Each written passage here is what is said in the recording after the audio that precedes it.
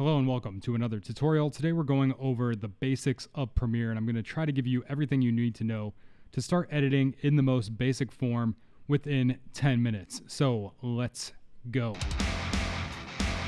First step is to open Premiere and create a new project. Chances are it'll be set to something that makes sense and it'll save to something like your desktop by default. We are going to press Create New Project, and we're going to name it Tutorial for the sake of what we're doing here. And we're going to press OK. Now that the project is open, you'll see there's nothing here, but this is the standard editing workspace. First thing you need to do once you have a new project started is drag in the footage that you want to use. So I got this footage from the backdrop behind me for the sake of this video. There's other ways to import footage, but just dragging and dropping the folder in there is the best way to do it.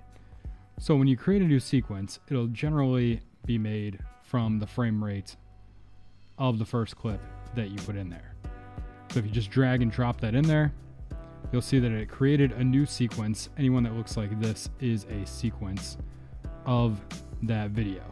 And it has the video and the audio in there. But let's say we didn't want to do that. We don't want the entire clip in there. Double click. This is the preview window. You can go in here and you can roll through your footage.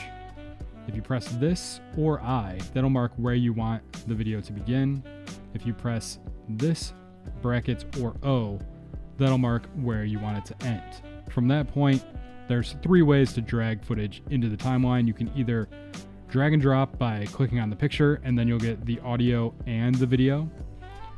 You could just get the video by clicking on this film strip, dragging and dropping, or you could just take the audio by dragging on the audio waveform there and dragging and dropping the audio into the clip. In this case, we're just going to take the video, and you can see it's a much shorter clip than we had before.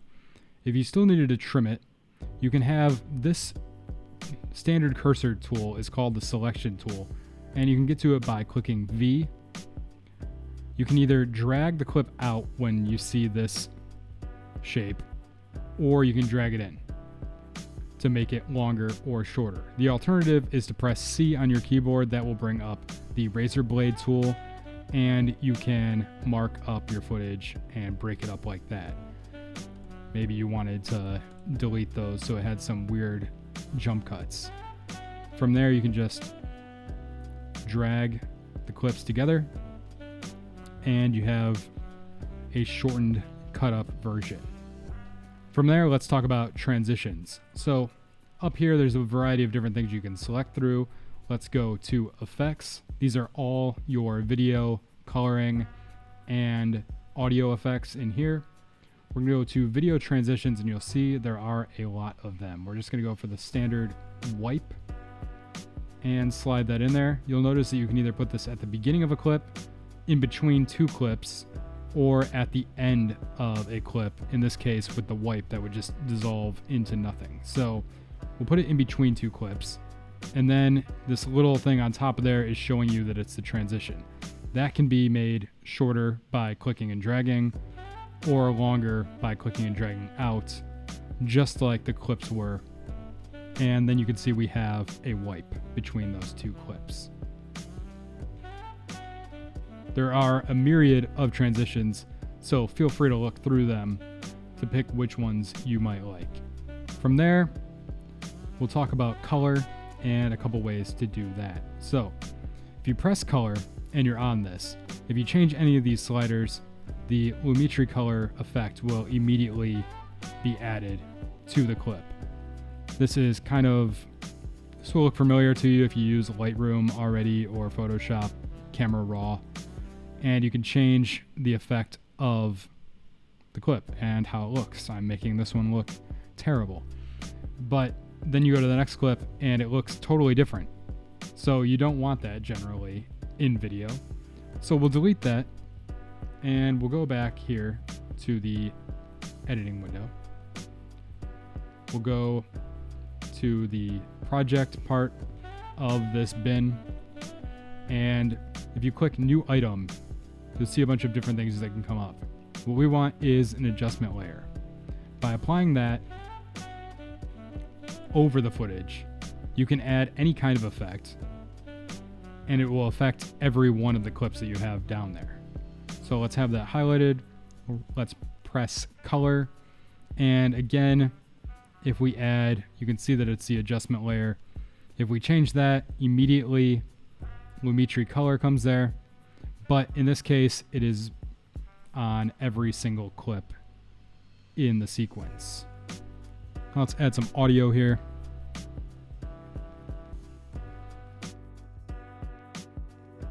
You can drag and drop from the folder straight into the timeline or into your bin here. And I'm going to cut this so it's the same size as the clips. If you double click this on any of these, it will enlarge the space that you're working with. So you can see what that is. You can see the waveform much more easily if you do that. If you go back to editing, it kind of lays things out a little bit better. And you can add keyframes here by pressing P to get the pen tool. And just clicking on this line will allow you to add keyframes that change the volume. Dragging any of these keyframes will lower or raise the volume depending on if you move it up or down. The pen tool can also be used to change a variety of things in the video track. So if you go down to show clip keyframes, it'll either be motion, opacity, or time remapping.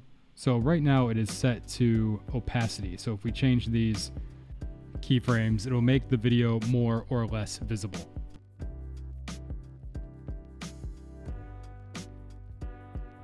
If you press Command Z, you can just backspace. I believe it's Control Z on a PC, and you can take away those keyframes that you added. Another way to deal with the volume is to go to audio, and you'll see what audio is playing. I'm going to mute this for the sake of the video, but you'll see right there it shows nothing.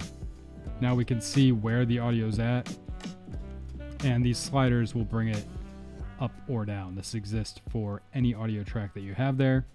You could mute it if you didn't want to hear it, and you can see that it's not rising up here. You could solo it if it was the only thing you wanted to hear and you had a bunch of audio tracks there.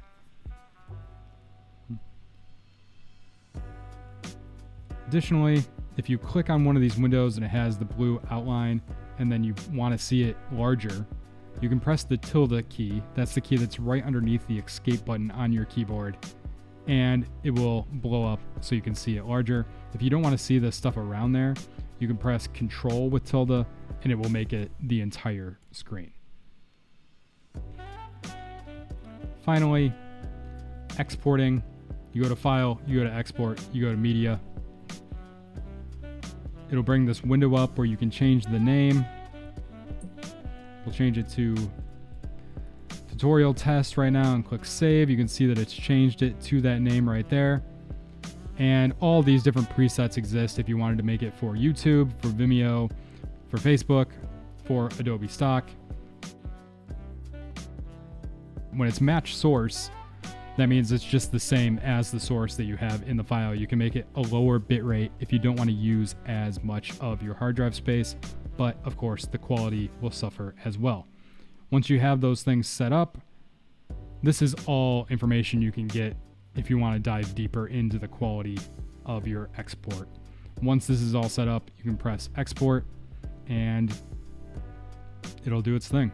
Once it's done, it'll say successful down here and you are good to go.